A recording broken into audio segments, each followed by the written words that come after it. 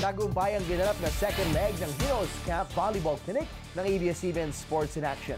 Dumayo ang volleyball clinic sa lungsod ng Marikina kasama mga Lady Jet Spikers na sina Micaela Andres at Yari Yonko. Narito ang report.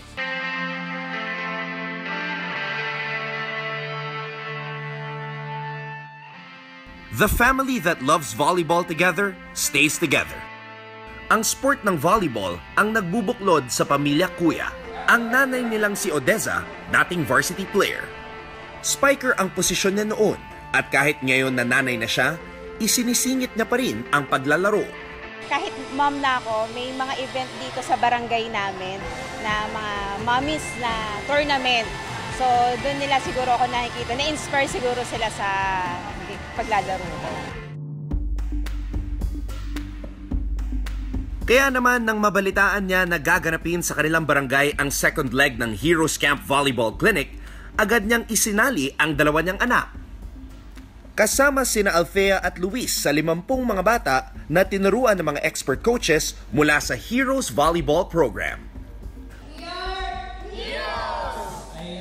Laking pasalamat naman ng dalawa dahil maaaring ang experience na ito ang mag-ambag papalapit sa kanilang pangarap na madraft ng UAP schools pagdating ng araw.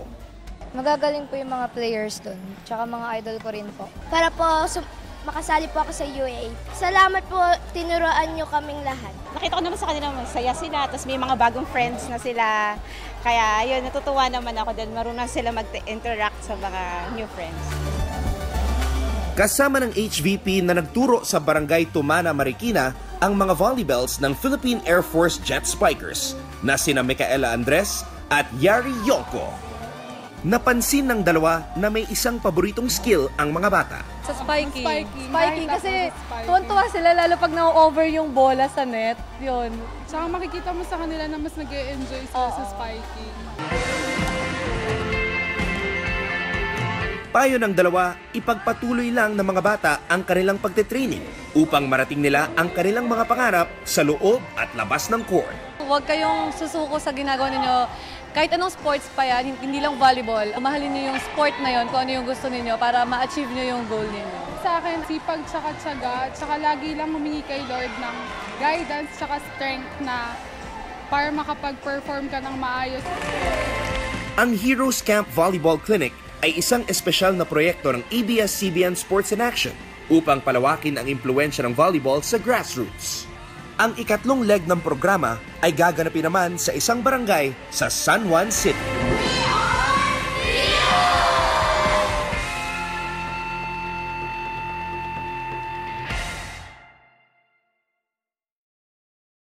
Hi guys! Keep watching The Score for the latest sports updates and don't forget to subscribe to the ABS-CBN Sports in Action YouTube channel.